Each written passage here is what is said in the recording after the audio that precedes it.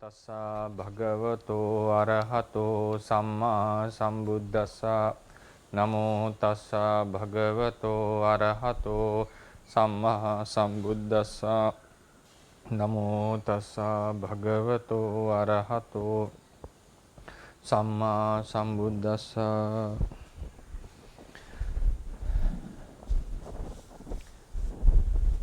Good morning, everyone.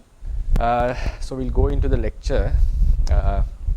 Last time we discussed about, and I also think to mention, I have almost finished the handout because I was quite busy last week, and it's almost close to the completion. So I'll be able to share it in our website very soon.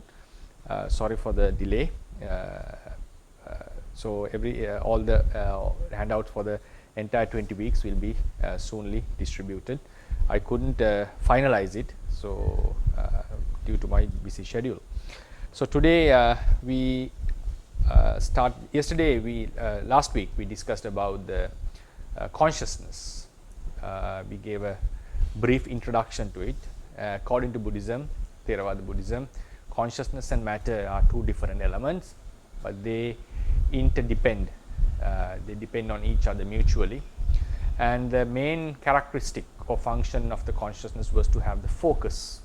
We discussed on this. We call it the cognition. In the sphere of cognition, consciousness plays the main role, and it is associated with certain mental factors which we call Chaitasikas. So in this act of knowing an object, in this act of cognizing an object, actually it's a collective thing.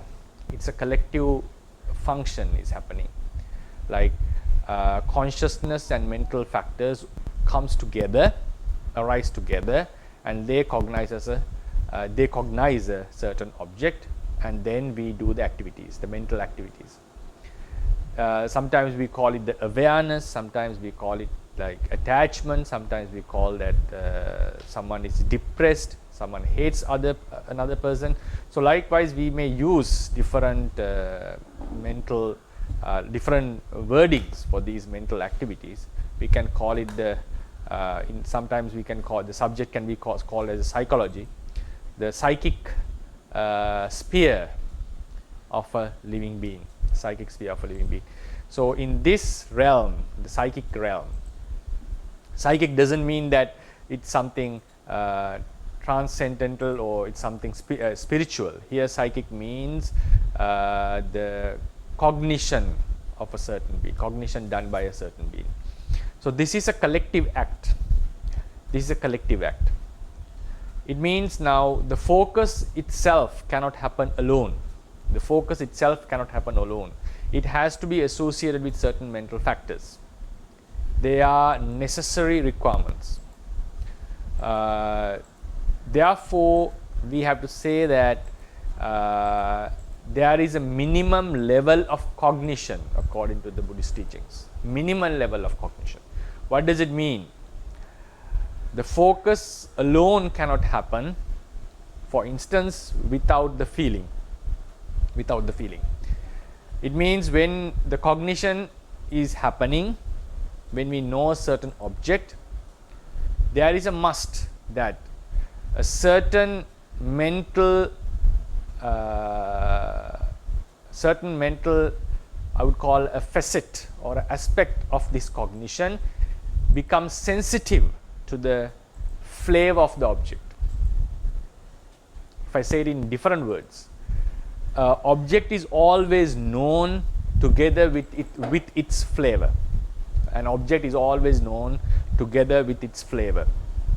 So likewise, there are minimum requirements for this act to come into completion. Otherwise, the act of cognition is not possible. So that's why we call it a collective function. It's a collective function. So in this function, the basic mental act is the consciousness, because it is the focus which facilitates the other functioning of sub-mental acts, I would call them submental acts, the Chetasikas, or sometimes we can call the other mental acts. So, other than the focus, there are certain mental activities. Activities mean mental emotions sometimes that function at that same moment together with the focus. But focus is the forerunner. Focus acts as the surface or as the main reason, main component of this act of cognition. And that we termed as consciousness. So before going into consciousness, I decided to take a different approach in explaining the consciousness rather than going in the traditional way of explaining the number of consciousness and consciousnesses. I would use a plural word which is not normally used in English, but Venerable Bhikkhu Bodhi also have used this, adapted this plural form, consciousnesses, something like that. I know it's not proper English, but it's a terminology that we can adapt to in our Buddhist teachings. Consciousness refers to a one act of knowing an object. The plural consciousnesses means the many chittas that occur. Because according to Buddhism, it's not just one consciousness which cognizes all the objects that we encounter in one life. Consciousness it rapidly changes. A consciousness appears, passes away. Another consciousness appears, passes away. It's happening as in a generation.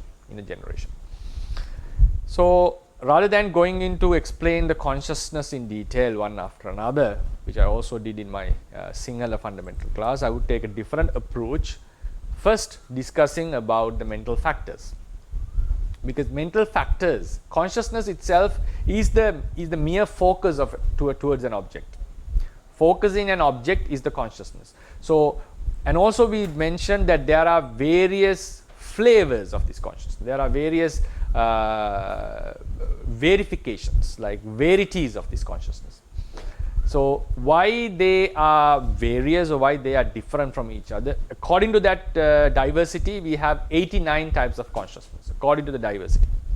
But consciousness itself has the characteristic of focus, but based on different criteria or different ingredients it associates, or different functions it performs, or different bases is associated. So, based on different aspects, we classify the consciousness, or we explain consciousness in 89-fold. So, as 89-fold, or sometimes we explain it 121 consciousnesses. So, one of the major reasons for this diversity in the realm of consciousness, is its associations. Consciousness always associates mental factors. It always associates mental factors, which we call the Chetasikas. So, if we have a basic knowledge about these Chetasikas, that would facilitate the easy grabbing or understanding about the consciousness. The Pali terms that we used for these mental elements, consciousness was called the Chitta.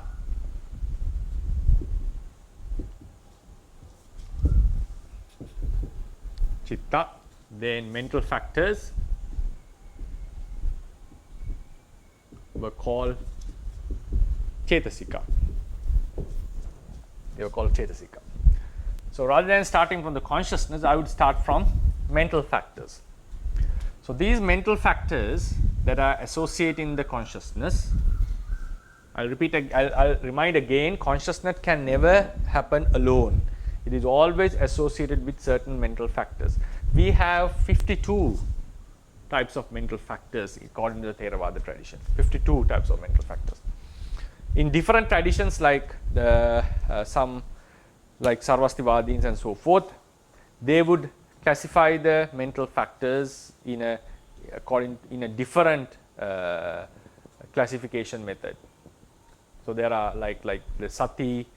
According to them, Sati is something, a universal mental factor that associates each and every consciousness, because consciousness has the ability to recall something.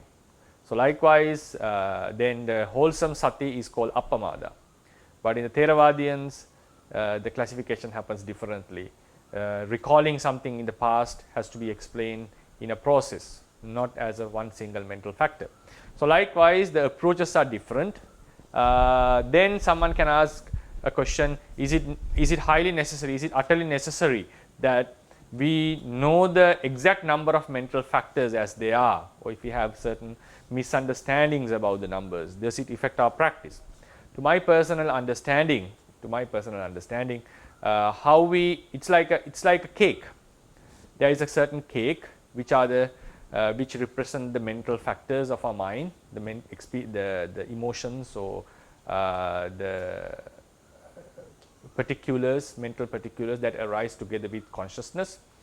So if we take it as a cake, we may cut it in a different shape. One may cut it in a rather different shape. So, but in the end, we get the essence is the cake. How we cut it doesn't matter in the end.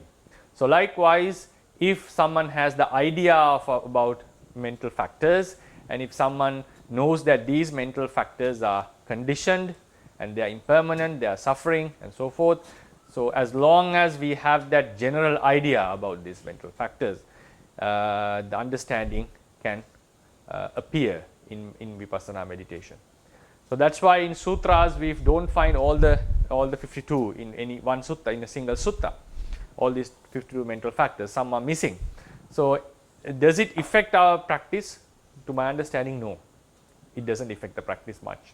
But if you have a holistic understanding about what they are, how many mental factors, Chetasikas, are counted in the Theravada tradition, it will be very useful for us to have a deeper understanding and also to lead our practice with much comprehension, or in a comprehensive manner.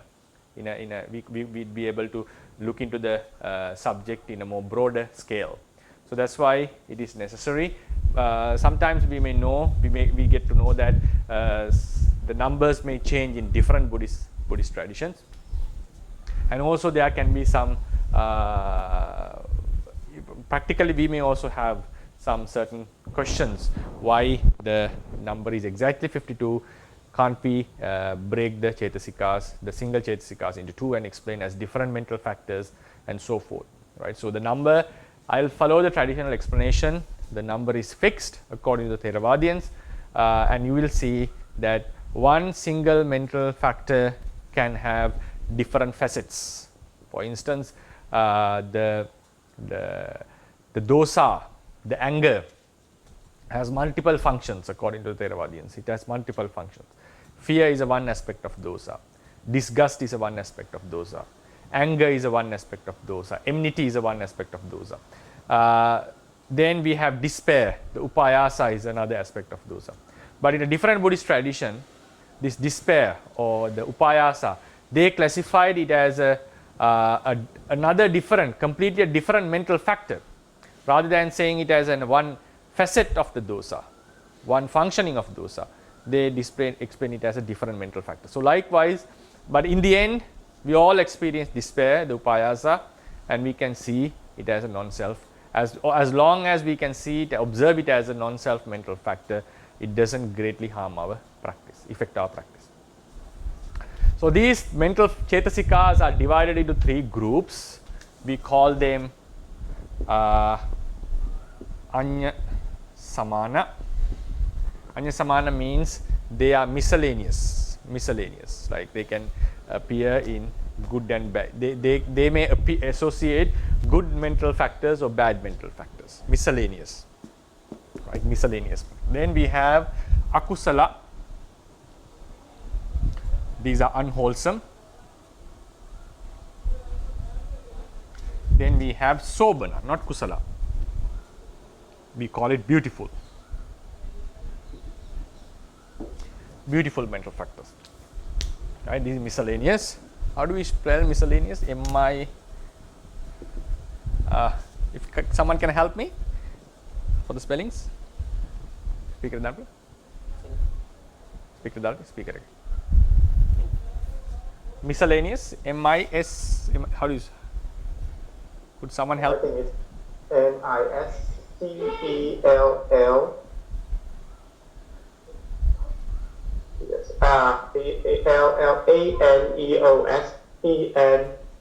Aneos. Okay. I'm sorry, Aneos. Yes. Yes, right. Miscellaneous, right? So they may. It means like these Chetasikas. So we have 13 in number, unwholesome 14, beautiful 25. So these mental factors can never mix together. They can never appear together. It is not possible that they may appear. It is not possible that they may appear in a one consciousness. But these miscellaneous mental factors may associate unwholesome factors, and sometimes they may associate the wholesome ones. Very rare cases, they may appear alone. So these are like the very basics of every cognition. The act of every cognition act must have at least some of them.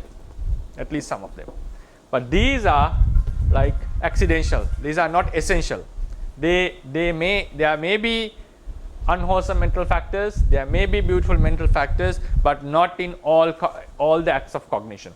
These miscellaneous ones are must. So first we'll talk about these akusala mental factors, and then we'll go into beautiful mental factors, and then we finally come into these miscellaneous ones, which are required for all the acts of cognition. Why they are called miscellaneous? Because sometimes they associate the unwholesomeness, sometimes they associate the beautifulness of the mind. But one thing is, they can never come together. They can never associate. But these miscellaneous ones are capable of associating them. Sometimes they are capable of associating them. But this and this is never possible to happen. They will never appear together. They can never appear together. Right? Now we'll go into these unwholesome mental factors first. We have 14 unwholesome mental factors. The first one we call is the moha. Moha. If you can, in our handout, the list will be given with the translation. For the time being, we'll just have a rough idea about them. Moha. Moha means the delusion. It hinders the mind in seeing the true nature of an object. The chitta focuses on a certain object, but if moha, this mental factor, appears together with chitta, it covers the mind from seeing the actual natures of the object. It doesn't allow the mind to take or know the object in its actual form or actual qualities. That is the functioning of moha. We call it delusion. Right? We call it delusion. So what is this delusion? What does this delusion mean? Sometimes we may have ignorance. Another word is ignorance. Ignorance, like not knowing, unknowing something. Sometimes we may forget or we may not know the name of a particular person. This ignorance is not called the moha. Here, moha, ignorance, means not knowing the actual natures of a certain object. What are the actual natures? What are these actual natures? It's like not knowing the objects are impermanent, they bring suffering, they are non-self. Then not knowing them, like if someone tends to think them as permanent, if someone happens to think them as pleasurable or as a self, that cognition is against the actuality. So why those misunderstandings have occurred?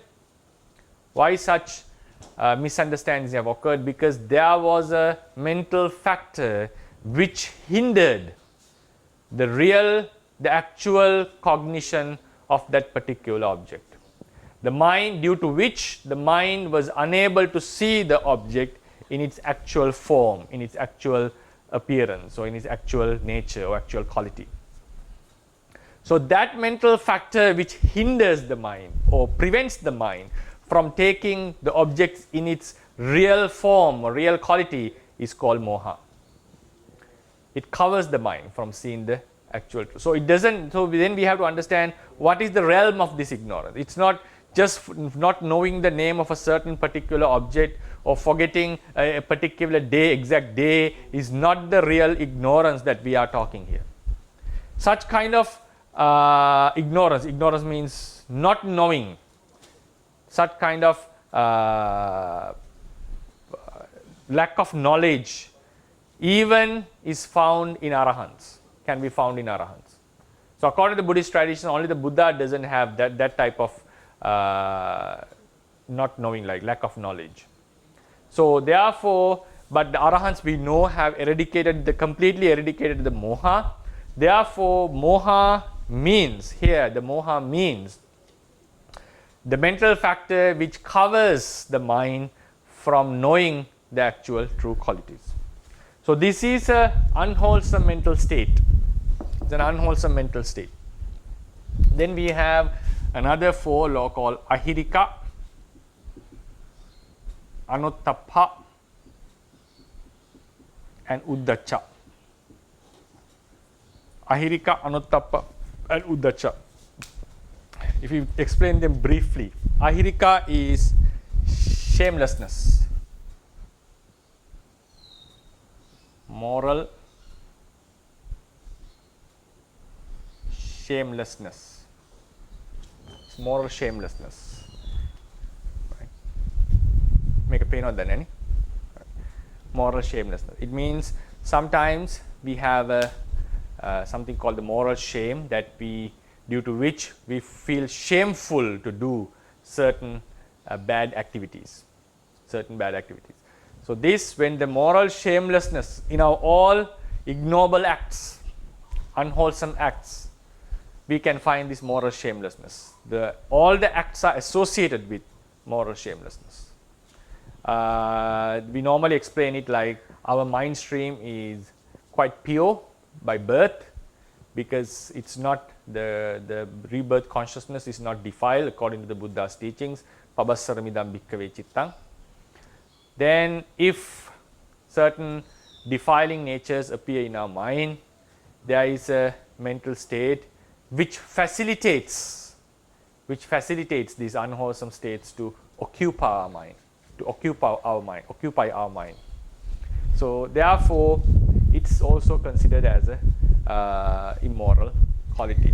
Anuttappa is moral fearlessness.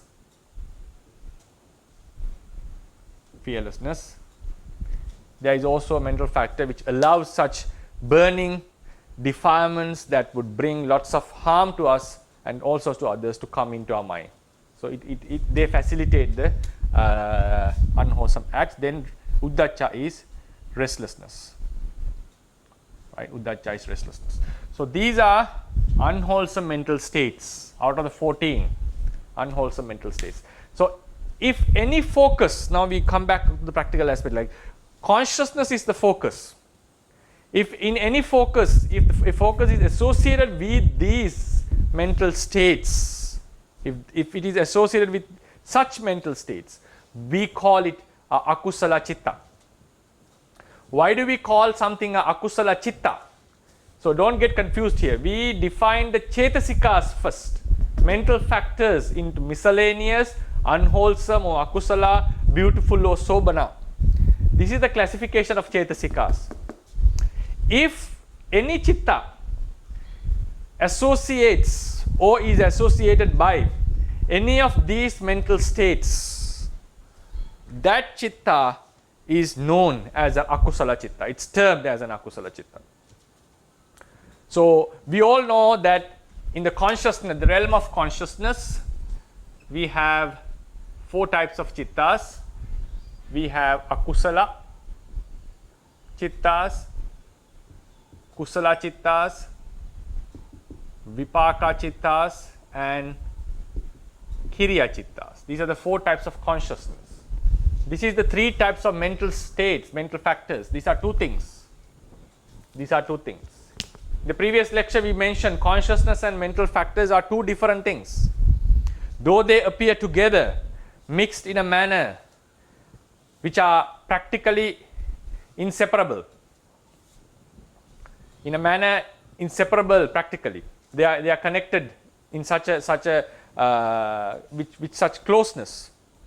But intellectually we can understand they are two things. In act of cognition, focus is there, feeling is there. Feeling and focus are different things. Sometimes the attachment is there. Attachment and the focus are two different things. So likewise, mental factors are different elements. Consciousness, the focus is a different element. I hope now everyone is capable to distinguish this. If we cannot distinguish what is consciousness and what are Chetasikas, then we have to try again and again to understand this, because it's not possible that we go further without able to distinguish this Chitta and Chetasikas. That is one of the basic requirements if we are going to study the Theravada Buddhist teaching. We should be able to distinguish these two. Then at least theoretically in the beginning. So mental factors, Chetasikas, are 52. So they are divided into these groups. Consciousness is just a one element. It's just a one reality. But this one reality is divided into four groups. So the first group, why it is divided into Akusala group, such a group called Akusala, because if this consciousness associates any of these mental factors, not them, any of these mental factors, those consciousness are categorized as Akusala. So based on the proportion of these mental, proportion means the number of these mental factors, what type of mental factors are associated, then we have 12 types of Akusalachittas. The number of Chittas become 12 because there is 12 types of verities in that particular Akusalachitta based on how they are, what sort of Akusala Chetasikas associate them. So then, like we just discussed, now there are 14 types of Akusala Chetasikas written here, 14. So these are the main 4 of these 14. Then we have some other like Lobha. Lobha is attachment towards a particular object. Attachment, we get attached to something, someone, like to a non-living thing or a living being, right? So, but for Lobha to happen, there should be ignorance. Why do we get attached to someone? Because we doesn't see the exact truth in that person, the true nature of that person. We don't see the true nature of an inanimate thing. So we start to hold it, or we start to get attached towards that object. So then we sometimes have a Chetasika called Ditti. Ditti is wrong view. Ditti is wrong view. Now with the attachment, with the ignorance, sometimes we may come into wrong conclusions about certain particular objects. Like if we think about the consciousness, right? If we think about our life, someone may think this life is eternal, like a particular life is eternal. This life or the soul will end. This soul will end at the moment of death.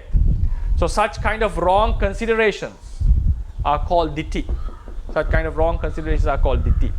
So now we can see, now we can just think like there is an act of cognition. Sometimes this cognition, the act of cognition, we find attachment or leaning towards a particular object. We try to treasure it. We tend to grab it or consider it as ours. So that is attachment. Sometimes we may have wrong considerations that this is a self, this is something permanent, a life in the heaven is permanent. Such kind of wrong considerations are called Ditti. The wrong consideration, the focus, and the ignorance are 3 things. Focus, the focus is like we have our mind is directed, our attention is directed towards that object, that is the focus. Then the ignorance covers the true nature of the object which is focused, which has been focused at. Then the Ditti thinks about it wrongly, have a consideration against the actual reality, considering something impermanent as permanent, considering something is which gives suffering as blissful or pleasurable. So likewise, they are different mental acts. They have different mental acts.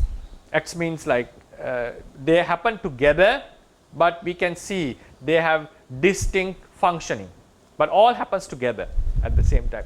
At that time, there is a restlessness. The mind is not very calm, not at peace. So restlessness is another mental factor. Then sometimes we have mana, conceit,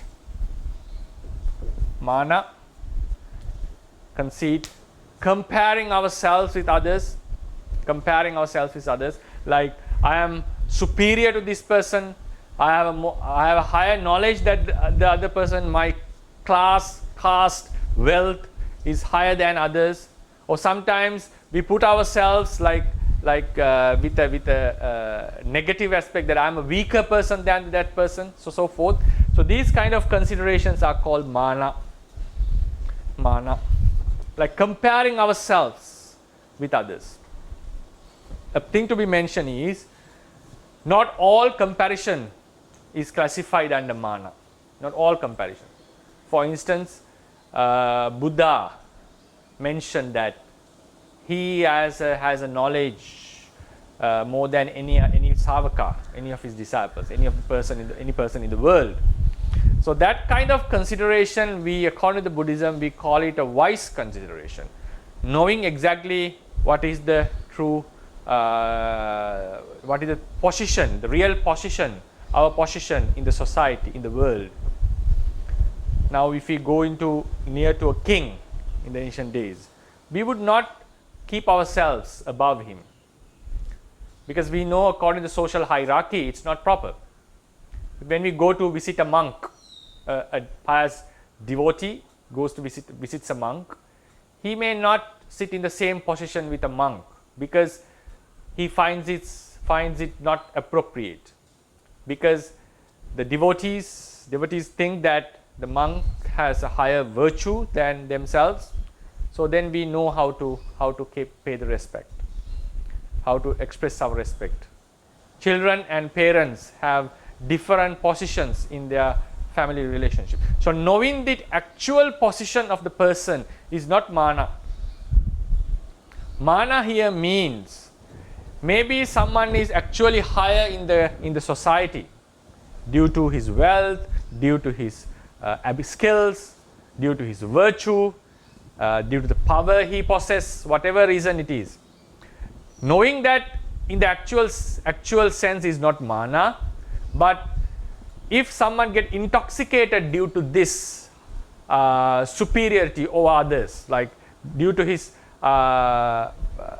highness, or due to having more wealth over others, or having more power over others. So if someone feels like a certain kind of a pleasure, or I would not say all pleasures are associated with mana, but like if someone is ignorant or conceit about himself, feels proud about himself or others, or looks down upon others, like consider them as like ignoble or weaker or lower to him in status. So this kind of consideration is what is called mana. In the negative aspect, we have something called hina mana, like blaming ourselves, putting ourselves in a lower position, like not knowing the actual position in the society, but with a negative aspect. So likewise, this consideration about ourselves is also is counted as an unwholesome mental state in Buddhist teachings. Then we have another group called dosa, anger. I think there's nothing much to explain about this. All of us experience this mental state, like the lobha. Then we have issa, we call jealousy. Jealousy means not appreciating others' success, feeling like a sort of a discomfort when we see others are gaining success. This is called jealousy. This is called jealousy. Then we have Maccharya. Maccharya is we call stinginess.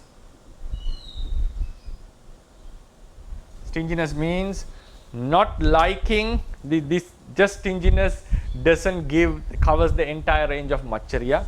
Just one translation, one word of translation would not cover the entire range of these Pali words. Stinginess means like he doesn't like someone else to get something like he has. Like for instance, just not liking someone to get another person, one of the friends to get a good car, not be feeling uncomfortable with that is jealousy. If someone doesn't like the person, the friend, to obtain a car like he has, that is stinginess. That is Maccharya, I would call. Normally the word stinginess means that he is not willing to give anything to someone, but this Maccharya, like someone comes and uses my objects, like look into my phone or something, then sometimes we feel a little bit uncomfortable. If we feel uncomfortable, that thinking that he may break it, that is a different case. Like a baby comes and takes something, and we know that he is not capable to handle it properly. So that time we feel a little bit uncomfortable and we go and take it. That is a different thing. That's done with wisdom. But sometimes we have a feeling that we doesn't like. It's a very low mental state, like using our house, someone using our chairs or equipments, like. So then sometimes we feel a little bit uncomfortable with that. That is called stinginess. And also then when we extend it, so others obtaining things higher than what we have, or superior things than what we have, or similar things than like we have, that uncomfortableness, like that feeling is called, also falls into Maccharya. Then Kukucha is the regret.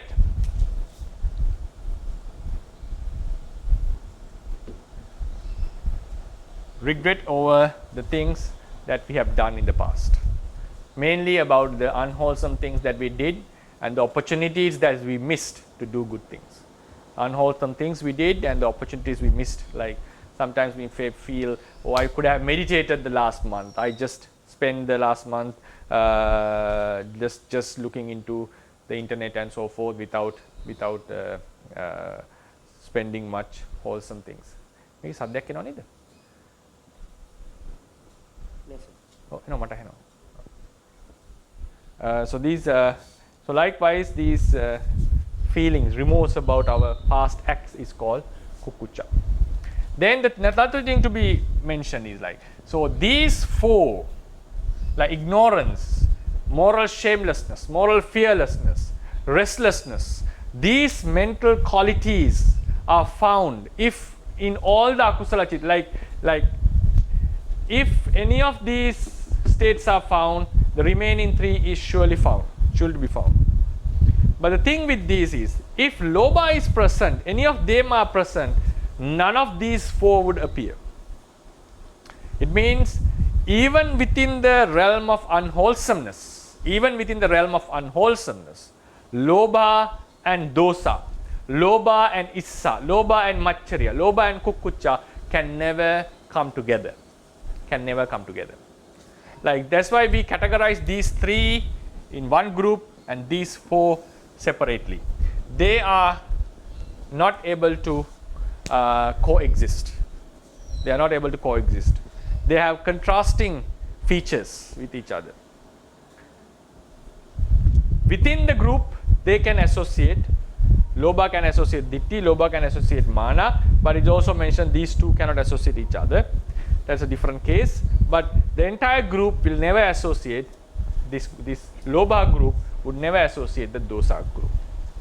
Right? So within the, now we all in the beginning we mentioned the unwholesomeness and the beautiful Chetasikas.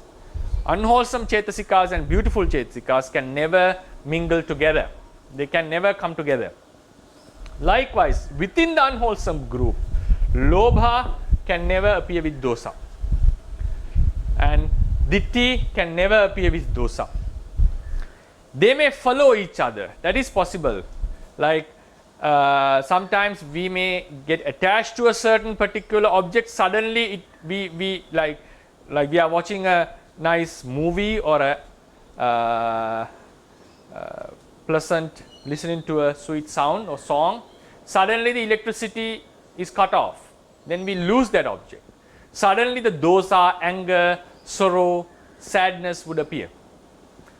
Therefore, the dosa can easily follow lobha, but they can never associate together. They can never associate together.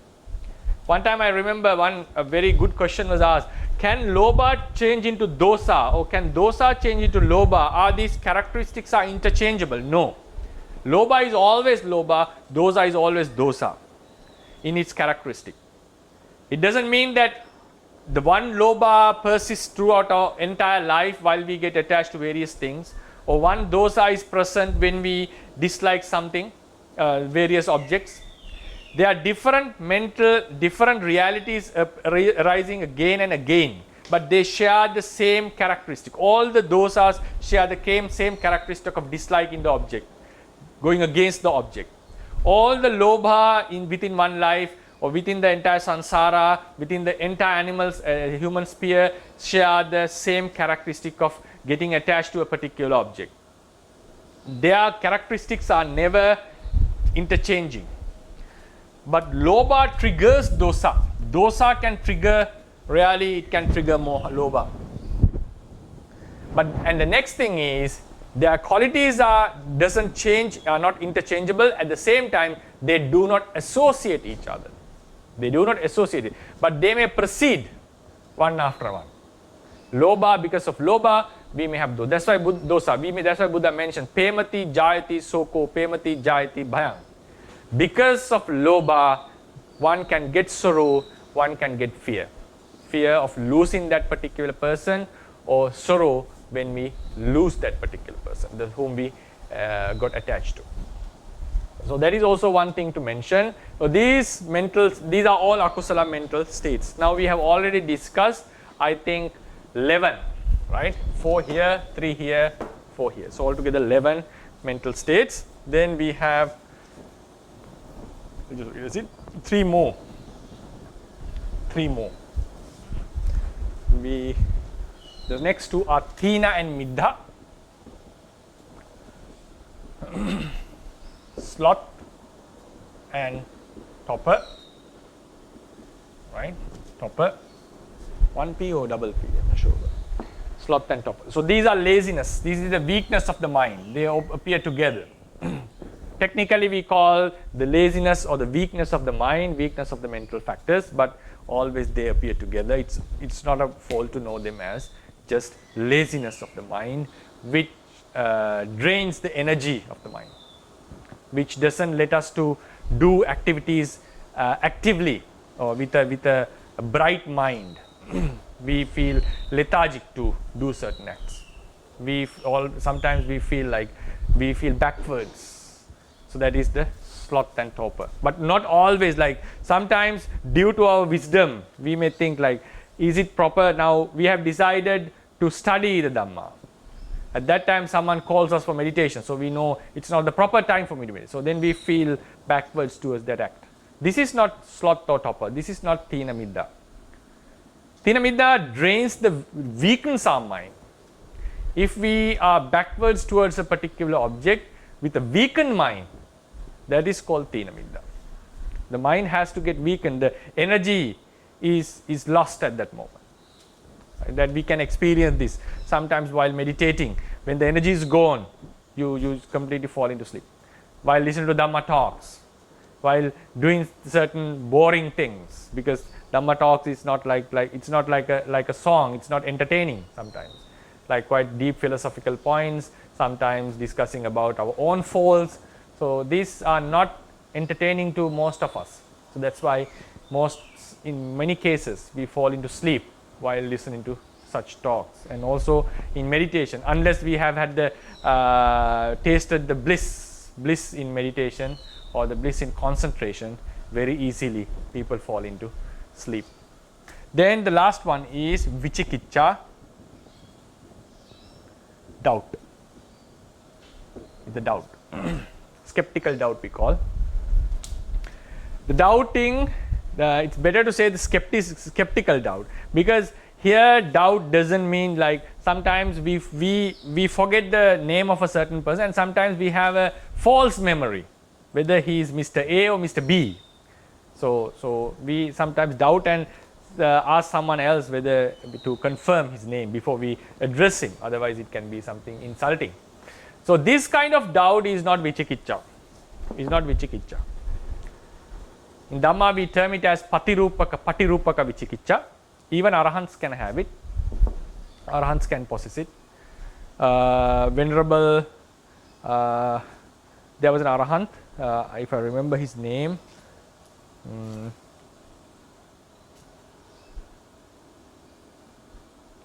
Kumara Kassapa. Venerable Kumara Kassapa had a doubt about his ordination, whether he was a real monk or not. Even after being an Arahant, he had a doubt about his ordination, because Buddha said that one has to become at least 20 years to become a full-fledged monk. So likewise, these are not the doubts we discussed here. This Vichikicha is doubting about the rebirth, doubting about the past lives, doubting the fruitfulness of this practice, doubting the existence of nirvana, doubting the possibility of someone becoming a Buddha. So these are doubting the actual phenomena of the world. Such doubts are considered as unwholesome. Why they are unwholesome? Isn't it that someone, a wise person, should not doubt, like shouldn't have a doubt? Yes, doubt is a very basic quality of a wise person. Like doubting means like investigating whether it's correct or wrong, So in that sense, investigating is not doubt according to the teaching, not Vichikicha. It's like we are investigating, we haven't come into a conclusion. But sometimes, even after we have done the research, the mind is still in a dilemma. It's like it's unable to distinguish what is correct and what is wrong. So this level is called the doubt. Not just listen, like a beginner to the Dhamma would try to listen what the rebirth is and what are the counterfacts for rebirth, and we listen to both these facts, and then we come into a conclusion. Either we accept the rebirth or either we reject the rebirth. Sometimes we come into an agnostic position, like we are not accepting anything. That is also another position. But the doubt means sometimes we see that there is a possibility of rebirth, there is a possibility of non-rebirth, and the mind is pending in these two. That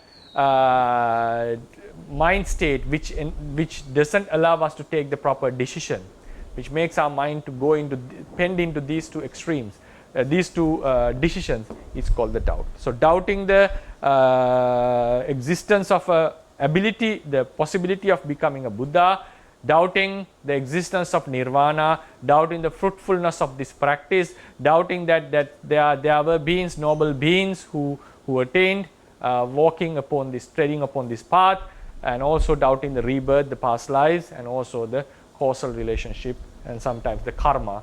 They all fall into this category. So these are the 40 mental states. So they are must in, like, if any of them appears, they are followed by moha, ahirika, anuttappa, and uddhacca. We call them universal unwholesomes. They are the basics requirement for these all unwholesome qualities. Without them, none of them would appear. The remaining 10 is not possible to happen in a mind if these are absent. So if moha appears, these three will follow. If ahirika appear, these three will follow. So likewise, they are must. Like they always arise together. Then in the next group, lobha group, the attachment, wrong view, and conceit, they may appear, but they have to associate these mental states. But when they appear, this dosa, issa, machariya group doesn't come. When the dosa, issa, machariya comes, the lobha, ditthi, mana doesn't appear. So they are not cannot coexist with each other. Sloth and torpor can associate dosa and can associate moha group as well. Like for instance, a very simple example, when we feel tired, when we see and really want to have a nap, you see a very comfortable bed, you feel lots of happiness with the laziness. Like while someone is sleeping and wants to get up in the early morning, sometimes we go back into the sleep again with a happyful mind state, liking the laziness, liking the sleep. Sometimes we are supposed to do things, our mind has fallen into the drowsiness, but we have to continue it. So we really feel uncomfortable and tired. So that time this laziness is associated with dosa. So they can associate with both lobha and dosa. The last one is doubt. They neither associate dosa, neither associate lobha, they only associate these mental states. So there is a order how they are mixed, these mental states. The point I want to emphasize is all these 14 mental, if a consciousness, a focus, I'll come back to the consciousness story. If the focus is associated with any of these mental states, that consciousness is termed as akusala. According to the number of the mixtures of these mental states, there are 14 akusala mental states. So according to the how do you call it, mixture, what type of mental states are connected with others. So we have the Akusalachittas are 12 in number. There are 12 types of Akusalachittas. When we say Akusalachitta, we are giving attention to the focus. That focus is associated with any of these 14 mental states. Any of these means with these 14 mental states. So in the Chetasika group, we have 14 Akusala Chetasikas. If a consciousness associates them, that is an Akusala consciousness, Akusala Chitta. So there are 12 types of Akusala Chittas based on what numbers, how many particular Chetasikas are mixed. For instance, if only this and this, sometimes with this is mixed, we call it Lobha Chittas, consciousness associated with Lobha. There can be 8 types of verities in these Lobha Chittas, 8 verities. Then if this is connected with this, the dosa appears with them, there are 2 types of consciousness. So likewise, we have 12 Akusala Chittas based on the way they are mixed, these Chetasikas are mixed, right? So that is the lecture I would like to give. These are the Akusala Chittas and Akusala Chetasikas. The difference we have to know. We divided the Chetasikas into 3 groups: miscellaneous, unwholesome, and beautiful. So miscellaneous are the basic requirements of cognition, which we will discuss later. Then we come to the unwholesome mental states, which defile our mind. There are 14 unwholesome Chetasikas.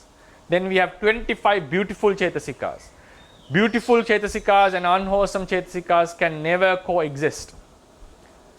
But the miscellaneous ones may exist with unwholesome Chetasikas, may exist with the beautiful Chetasikas. Very rarely they can exist alone even. Then if any focus is associated with any of these Akusala Chetasikas, 14 Akusala Chetasikas, that focus is classified as a Akusala Chitta. Akusala Chitta. So when we say Akusala Chitta, it's not just the Chitta alone. They are associated with Akusala Chetasikas. Actually, why a certain focus, why a certain Chitta is termed as Akusala Chitta? Because they associate Akusala Chetasikas. So therefore, before we study the Akusala Chitta, at least we should have a basic understanding about the Akusala Chetasikas. Why something is called Akusala Chitta? Because they associate Akusala Chetasikas. So what are these Akusala Chetasikas? They are 14 to the way they are mixed with each other. How many, like for instance, if lobha and the first four arise together, those chitta is called a lobha mula chitta. If dosa and these four appear together, that chitta is called dosa mula chitta. So the way they are mixed with each other, the manner they are mixed, according to that, we have 12 types of the akusala chitta. The consciousness can be explained in 12 ways. In 12 ways, right? In 12 ways. For that, if we go further, we have 8 right? 8, 2, 2. These are the 12. 8 means 8 chittas associate lobha, dittimana and so forth. Right? 8 chitta, we call it lobha mula. Then we have 2 chittas with dosa mula, and we have 2 chittas with moha mula. Moha mula. One chitta associate with chikicha, the other moha mula chitta doesn't have any of them. They have only these 4, right? None of these, right? But in that chitta, restlessness is very strong. Restlessness is very strong. This is how the akusala chittas became 12. Akusala chittas became 12 based on the 14 akusala chittas. So today we discuss about 12. Sorry, we first discuss about 14 akusala chetasikas, and based on these 14 we have 12 akusala chittas, right? 12 akusala chittas, right? To conclude the class, why do we call akusala chitta based on these 14? Why it became 12? According to the way the akusala chetasikas are coexisting, the way they are coexisting, right? Way they are coexisting. If any chitta is associated with lobha, dittimana and the first 4, they are called lobha mula. There are 8 types of such chittas. Then if any chitta is associated with dosa, issa, machariya, kukucha and the first 4, they are dosa mula chittas. There are 2 types of such chittas. If any chitta is associated with vichikicha and the first 4, vichikicha and the first 4, that is a moha mula chitta. And another one moha mula chitta. Another moha mula chitta is they only have these 4 with a strong restlessness. So these are the 2 moha mula chitta. Why they are called moha mula? Because they have only moha as the root, right? The first 8 was called dosa mula. They have lobha as the root. They do have moha as the root, but lobha is dominant. Second one, why they are called dosa mula? Because they have dosa and moha, these 2 groups, but dosa is predominant, right? So this is how we discuss about akusala chittas and akusala chetasikas. So then next week we'll proceed to like kusala vipaka kriya and so forth. Yeah, I'll conclude the lecture, opening the forum for the Q&A session. Thank you so much, Bhante. Sadhu, sadhu, sadhu. So hello everyone. So as usual, if you have any questions, please can put in the chat box so you can raise your hand. Okay, I have a question in the chat box. Okay. So the question is, Bhante, what is the Sinhala word for focus? Is it Ekagata? No, Sinhala word, okay, that is, how do you call it? Focus, how are you going to focus it? Avadhanaya. Okay, anyway, only the Sinhala speakers, Avadhanaya we call.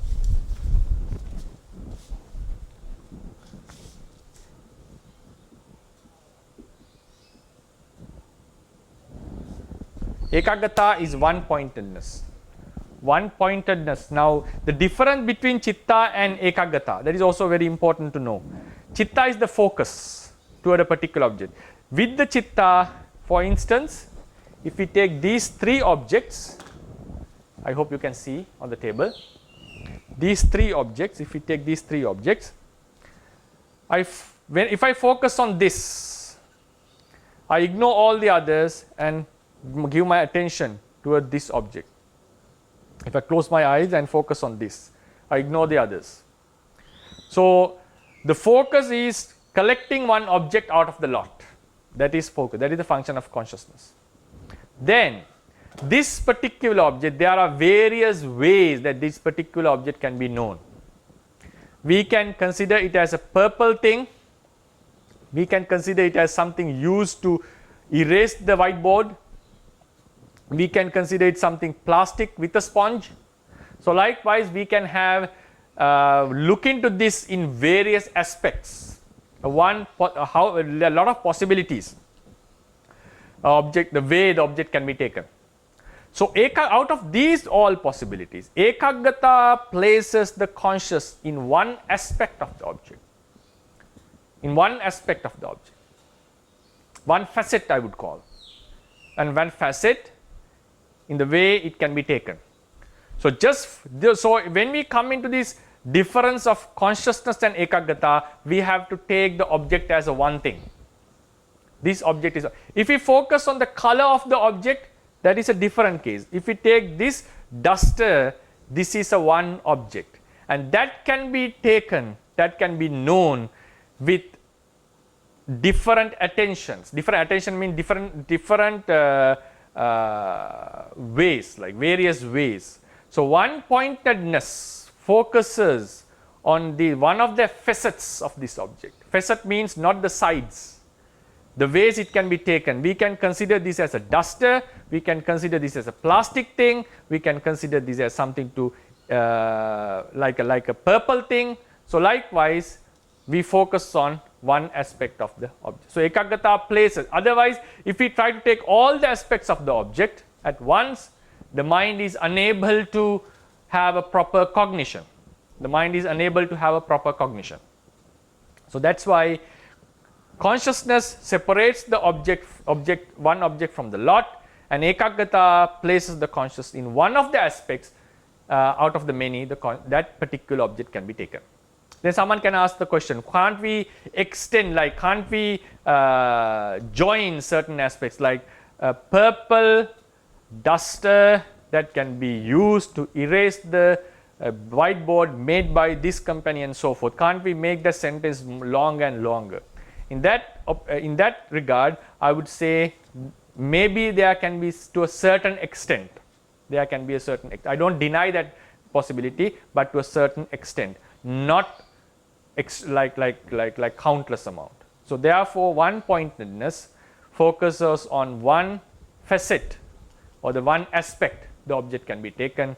Consciousness focuses on that particular object. So in that case, we should know the object and the ways the object can be taken. So these are two different things, but they are connected to the object itself. Okay, thank you so much, Bhante. So yeah, I have a question. Bhante. Yes. So do you have any insight on why deity is so important that it is taken as one of the three factors to classify the Lobha Mola Chittas into 8?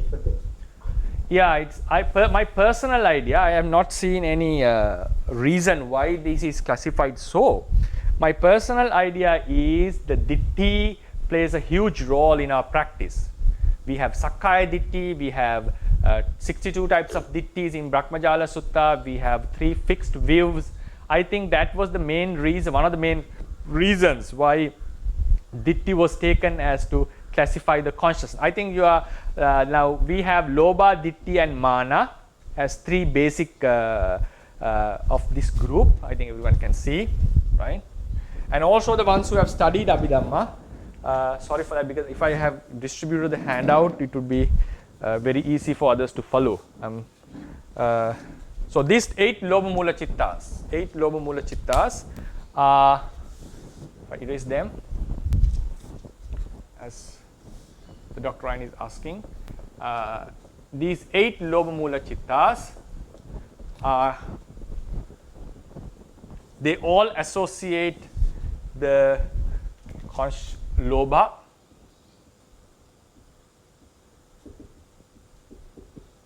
right? All associate the Lobha.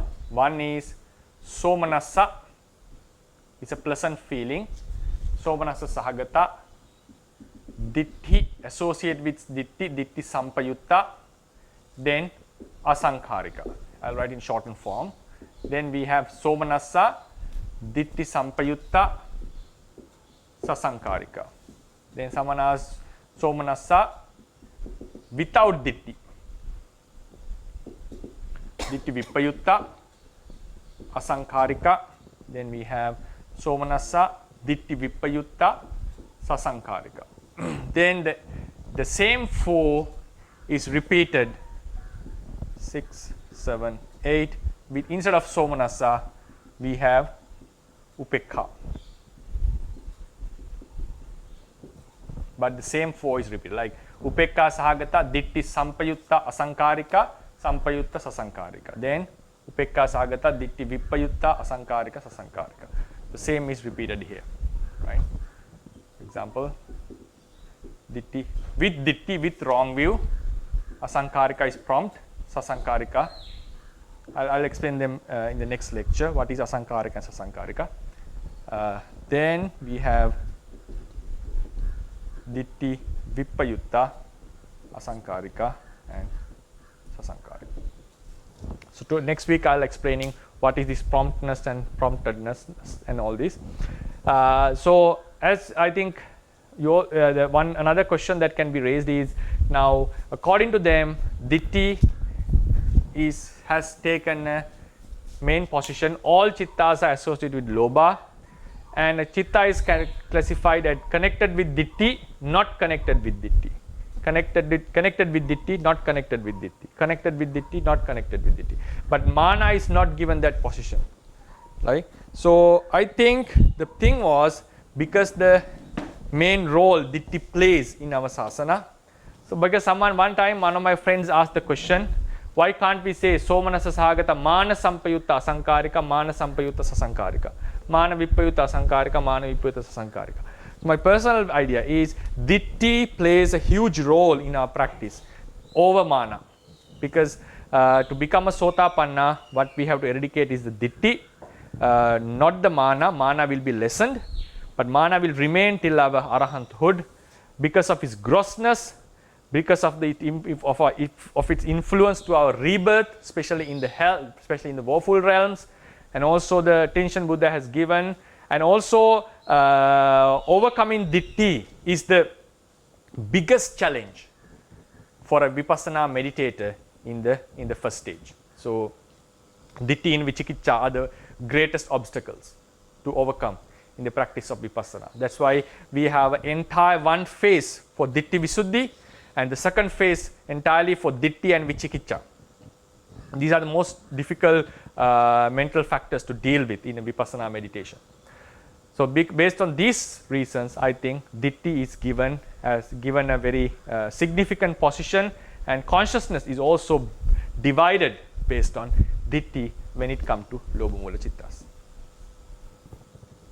Thank you, Bante. Sadhu. Okay, please go ahead, Sayale Punya. Morning, Bani. I have 2 questions. Okay. In the Dhamma Sangani, when we say in Dhamma Sangani Akagata, it mentions the Chitta is pure. Mm-hmm. The Chitta itself is pure. It's because of mixed with other Jittas. So in that particular case, which aspect the commentator was talking about? Okay, chitta is pure and it get defiled because of mental states, right? Akusala mental states. So this statement can be explained in 2 ways. I think there is a very famous teaching given by the Buddha. As I think anyone who has read the Dhamma to a certain extent would know this statement. The Buddha mentioned pabassaramidam bhikkave chittang tanchako agantukehi upakkilesehi upakkilikta. So the meaning of the statement is, monks, the consciousness is pure. Pabassaramidam bhikkave chittang. Pabassaramidam bhikkave chittang.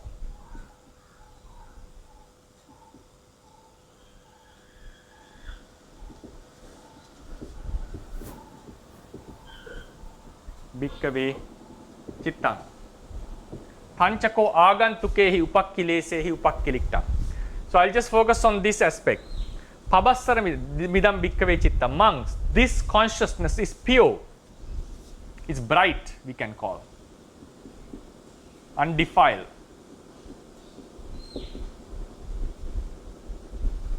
Right? So these are the meanings. Pabassara means it's very bright, undefiled, it's pure. It doesn't mean that the consciousness has is illuminating like something with a physical photons. It's not illuminating like a light. It's undefiled. It's lightness, brightness. Brightness actually is explained because it's undefiled. Then it becomes defiled by visiting, like incoming defilements. What are these incoming defilements?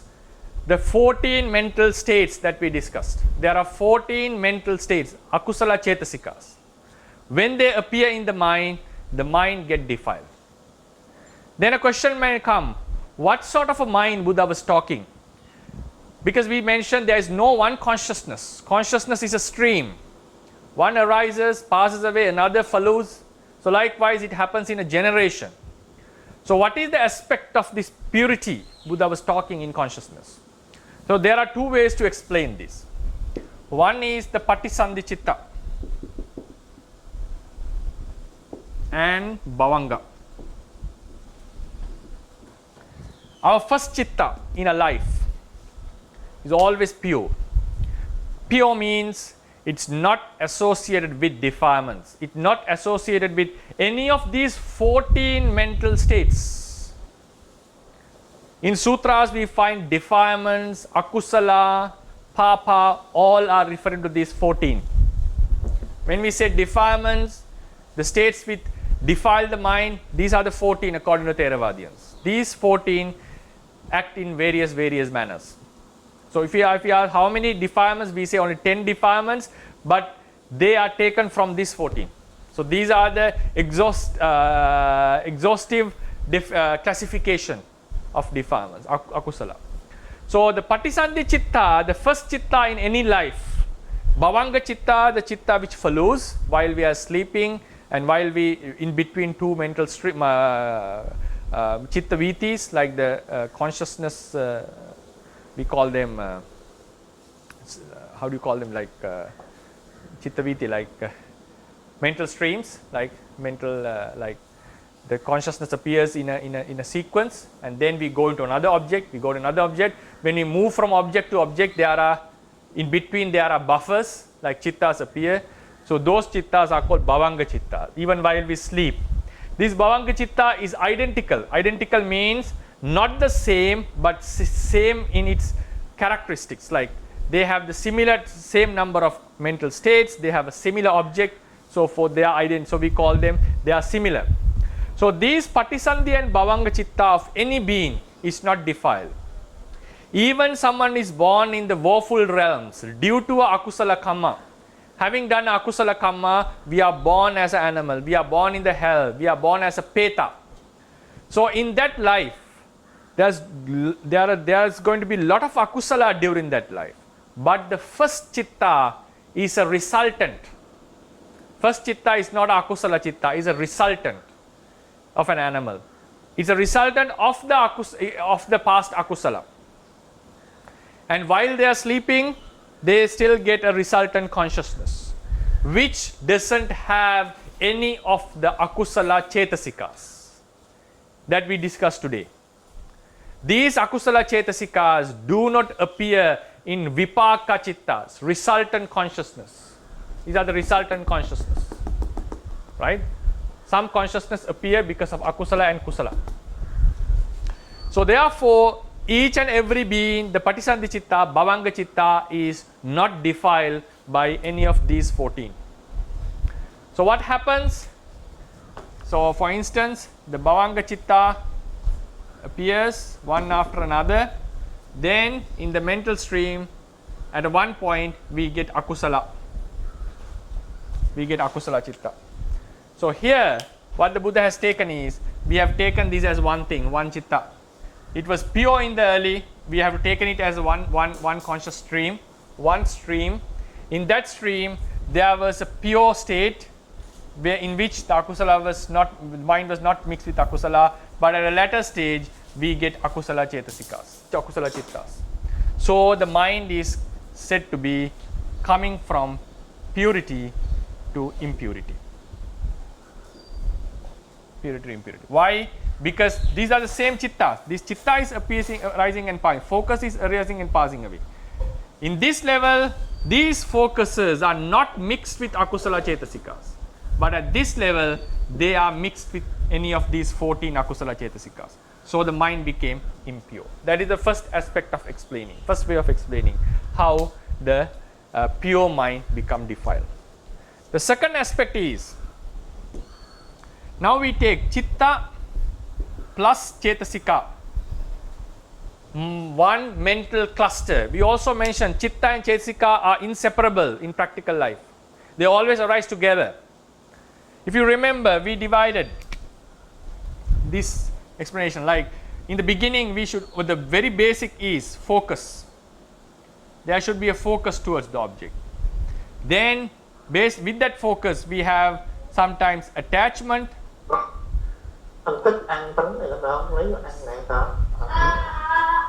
We have wrong view, focus, wrong view, and so forth, some mental states. So these are chetasikas. This is chitta, right? So the next explanation is the chitta, the focus is neither beautiful nor unwholesome. It's just a mere focus. But when it is connected with unwholesome states, this chitta is also considered as defiled. Because of the defilements, they are connected with, focus is connected with unwholesome states, so we consider this chitta is defiled. In case with this focus, instead of akusala chetasikas, if beautiful chetasikas like saddha, sati, hiri, ottappa, alobha, adosa, that mindfulness, compassion, loving kindness, wisdom, such beautiful mental states appear with them. In that sense, we call this focus as a wholesome chitta, a purified chitta, we call it. So likewise, then in this aspect, focus itself is undefiled, Then it becomes defiled or purified because of the association with unwholesome and beautiful chetasikas. Final thing to mention, so these are the two aspects. The final thing to mention is, Buddha mentions the mind become defiled by association of akusala chetasikas. Defiled, right? So it in the beginning it is undefiled, right? So it's better not to use the word pure. I'll just erase it, sorry for that. I'll just use bright and undefiled. It's undefiled in the beginning. Because of the association with unwholesome states, it became defiled, right? Undefiled consciousness became defiled with association with akusala chetasikas. But in case if associate with beautiful chetasikas, it becomes purified. So in the beginning state, chitta is, we have to mention, it's neither purified neither defiled. That's how we mention normally. Chitta is neither purified neither defiled. That's why my wording was not very nice in the beginning. It's better not to use the word pure. It's the word we have to use is undefiled. Undefiled means not mixed with akusala. It doesn't mean it's purified. Purification of defilement or purification happens when they are connected with akusala chetasikas and when they are connected with beautiful chetasikas. So there are two aspects. First thing is to consider the patisandhi and bhavanga chitta as undefiled. They are undefiled. The second aspect is you take a mental cluster. Inside every mental cluster we have a focus. That focus is neither defiled nor purified.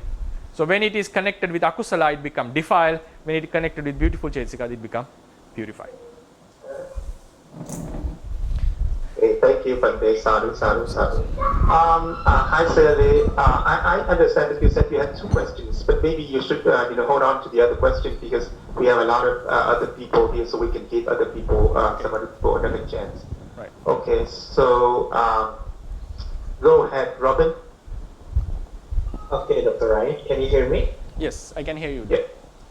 Okay, hello, Bante. Good morning. Hello, good morning. So, my question is, Bante mentioned at first about the moha, Bante. Yes. So the moha cover our seeing, so we cannot see the true nature of the things, Bante.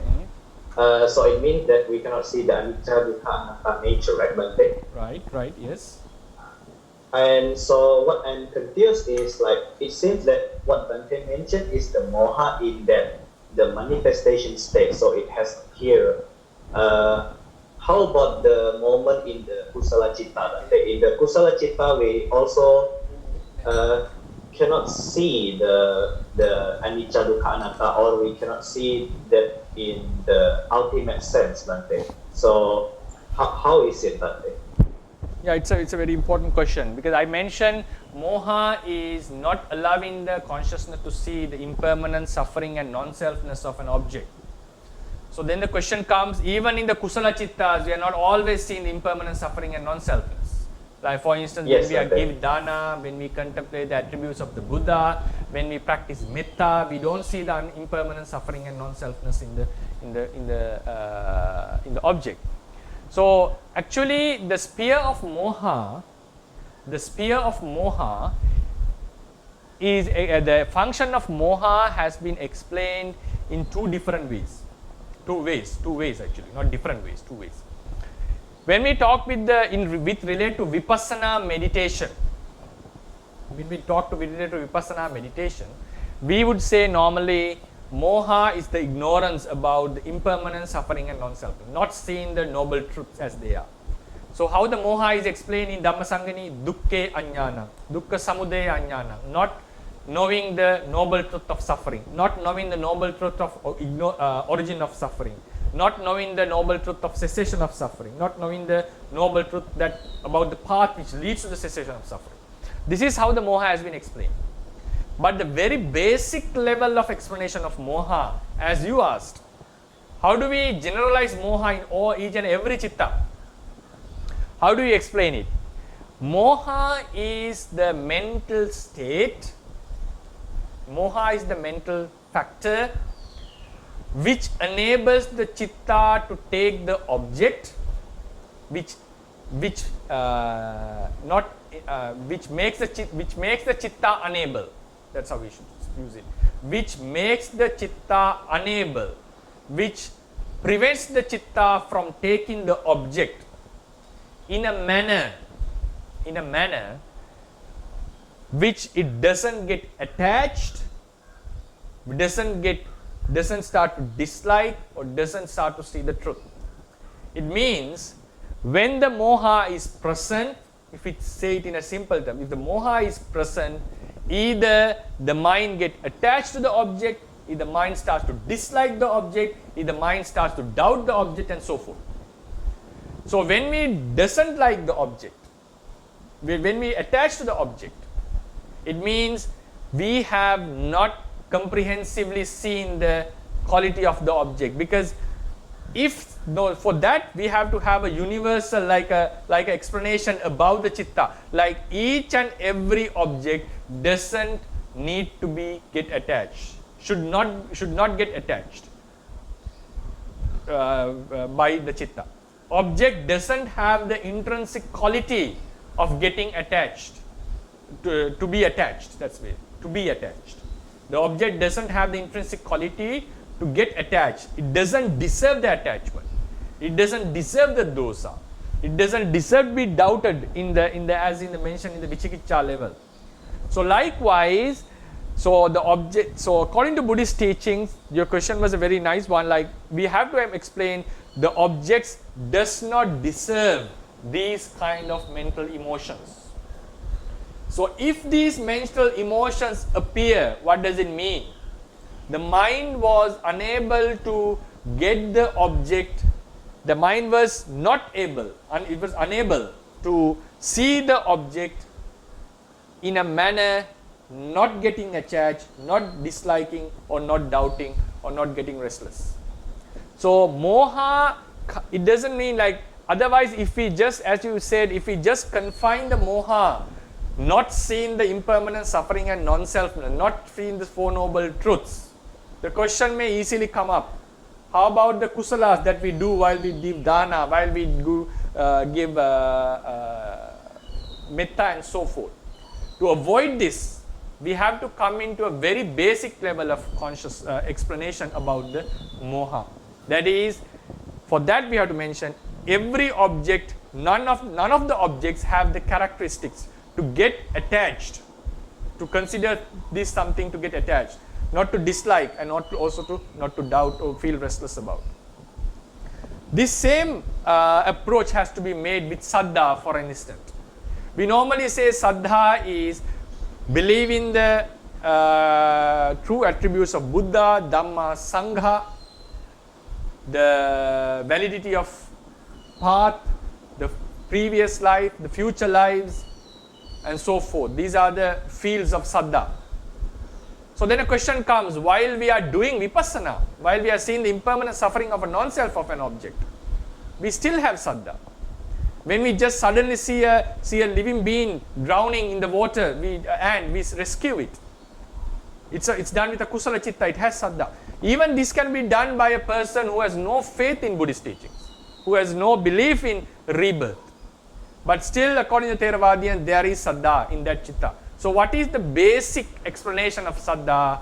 Sadha is the mental state which purifies the mind from defilements, which put the defilements down and facilitates that purity of the mind, which facilitates arising of loving kindness, arising of wisdom, arising of non-attachment, and so forth. So therefore, when we come into Sadha, we explain it as the mental state which purifies the mind. So likewise, Moha also has to be explained in that very basic level. This will be applied to, when we come in to explain the Chetasikas, we have to explain it in such a basic level. But in the teachings, we find it in a particular level. But when we want to generalize these Chetasikas, we have to explain it in very detail. So in a Kusala Chitta, there is no Moha. Why is that? Kusala Chitta doesn't have Lobha, doesn't have Dosa. Kusala Chitta doesn't have the doubt. It means the Chitta has taken the object in a manner in which it doesn't get attached, it doesn't dislike, it doesn't get doubted. So therefore, Moha is not present in Kusala Chittas. I hope you had the idea about it. Like, if I know it's maybe I was unable to present it nicely. How do you feel? Do you have any further questions on this, Robin? Yes, but actually, like what I want. Is it okay? Yeah, sure. So like, as far as I know, the Moha is also prevent us to see things in the ultimate sense. Is it correct, Bhante? Like, we just see the concept because of the Moha. No. Concept, it's not like that. According to Theravadians, just seeing the concept is not Moha. For instance, when we practice Metta, we have a conceptual idea. So therefore, Moha is not seeing the reality. That's why I mentioned in Dhammasangan, if you see the explanation of Moha, you find it in an extreme explanation, like not knowing the Four Noble Truths is Moha. In the level of Anusaya, it is okay, it's correct. But when the consciousness appears, like practicing Metta, there is no understanding about Four Noble Truths. Even a non-Buddhist can have Metta jhana. So that's why I mentioned the basic characteristic of Moha is, Moha doesn't let the mind to take a certain object in a manner. What is that manner? When you take the object in a certain manner, the mind doesn't get attached to the object, doesn't dislike the object, doesn't doubt the object. So this is the proper cognition. What is the proper cognition? Not attaching, not disliking, not doubting, not being restless. So Moha doesn't facilitate this cognition, this type of cognition. Because of the covering done by Moha, when the object is known, either the Chitta starts to attach to the object get attached to the object, starts to dislike the object, starts to doubt the object, or start to get restless about the object. So this covering is the basic functioning of moha. Basic functioning of moha. For instance, we think about the Buddha. We have the concept of Buddha. We consider him as a person, but in a noble sense, in terms of noble truths, he is constituted with elements which are suffering. His rupa belongs to the truth of suffering, and only his palachitta is out of the Four Noble Truths. So likewise, even now, knowing Buddha as an enlightened person is a conceptual idea. We have the concept in our mind at that time. So that, but still we pay respect to him, we consider him we esteem him, we keep him in a high position, and we go refuge under him. So at that time, there is a conceptual idea in the mind, but it is not considered moha. Why is that? If moha is present, there should be either lobha, dosa, doubt, or restlessness. So what does it mean? When the moha is present, moha doesn't allow the mind to take the object in a proper manner. What is that proper manner? Not to get attached, not to dislike, not to get restless, or not to doubt. So that is the very basic function of moha. Whether it's a concept or not, whether it's a reality or not, it doesn't matter. It doesn't mean that concept when we take an object, conceptual object, moha should be there. It doesn't mean like that. Okay, thank you, Bhante. Sadhu, sadhu, sadhu. So I see the time is up, but we still have one more hand and three more questions. So what do you think, Bhante? Then how about just the hand? Then we'll leave the questions to the next week. I'll just it will be in the chat box. I'll check them and decide whether to answer the next week or in a further, because there are some few more questions that were raised which will be answered in future lectures. Yeah. Yes. Okay, Bhante. So please go ahead, Mr. Ananda. Thank you, Bhante. Actually, it's just a simple one first. When you said focus, that is a manasikara in Pali. Is that the right word, Bhante? Focus. No. Focus is manasikara means, according to the Theravada aspect, manasikara makes the mind to be involved in the act of cognition. Chitta arises and passes away. Another new chitta arises. Another new chitta arises right after. So it's a mental cognition. So in that mental cognition, there is an urge to take the object. There is a urge for this cognition. Urge means there is a mental quality which led the cognition to happen, taking an object. That is called manasikara. Here what I mean is, focus means, now there are plenty of objects in the reality, in the environment, in the world. At one time we focus at one. So this is called delimiting the object. Delimiting means we are focusing at one object, ignoring all the others. So this is the very basic act in cognition, which we term as the vijnana. The visesa janana is called vijnana. Visesa means ignoring all the other, and having a janana means knowing the object. So that's why I termed this as focus. It's not the manasikara. I'm talking about the vijnana aspect. Vijnana, how do we divide? Visesa janana. Visesa means in Pali, we say there are a lot of pens. I would call the blue pen. Blue is a visesa. Blue is visesana in Sinhalese, visheshana. What is the function of this blue? Instead of thinking about all the pens, we just focus on the blue pens. So the function of visheshana pada, visesa is to ignore all the other, avoid all the others, and just let the mind to focus on one particular group of objects. That is called the function of visesa or visesana. So in consciousness also, visesa janana means cognition can happen towards any object, but ignore all the others and focus on one. Okay, one second. And there's another one I don't know if you have time. Just quick one again. When you were mentioning about the Sadha, right? Sadha is the mental factor that energizes the soul and Akagata, I think, if I understood correctly. So, is it the same meaning when it comes to Sati? I mean, Pancha Indriya, Sadha Indriya, and Sadha Bala? Is it the same thing, Bhante, or is it something to do with the Dhamma and the Buddha and that kind of unshaken mind? Yeah. I don't know that you would answer it. Right. It's also a very important one. Like we explain Sadha as the mental state which purifies the mind, which puts down the defilements and facilitates the other wholesome factors to arise. For example, I'll come with that and come into your question. Like someone, maybe someone who doesn't believe in karma, sees an animal suffering and he just wants to save him. He wants to save it or to support it or to give some food to it. So at that time, what happens? The mind becomes pure. Why do we say it became pure? It could avoid the self-concern. Otherwise, the person would have used that time for his own benefit without considering about the animal.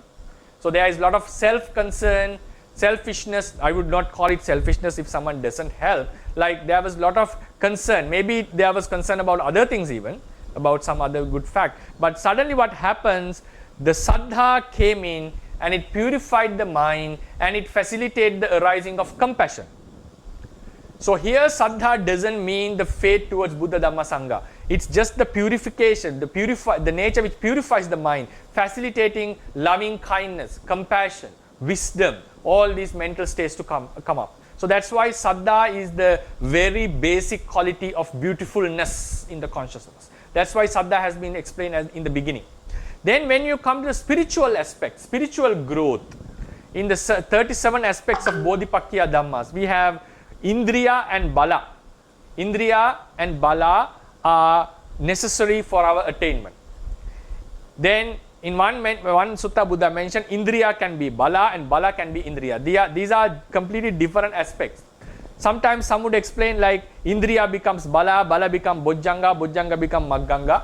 But normally in these days there is a common understanding like that. I just personally think Indriya, Bala, Bojjhanga are completely different techniques that the Buddha has mentioned. If we are able to do the Bodhipakya lessons in future, we will be discussing them on detail, especially in the Sinhalese one.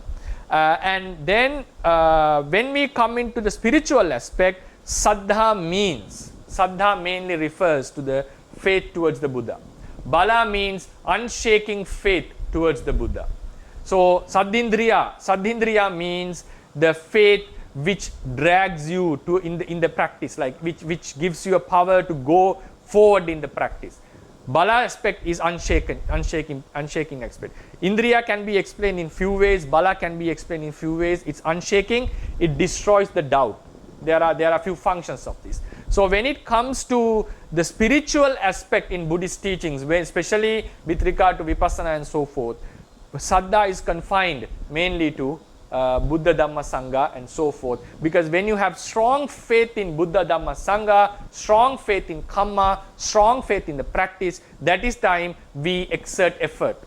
When we exert effort again and again, we get the constant mindfulness. When we have constant mindfulness, we develop a very strong concentration. When the concentration is there, we get the wisdom. So they are linked with each other.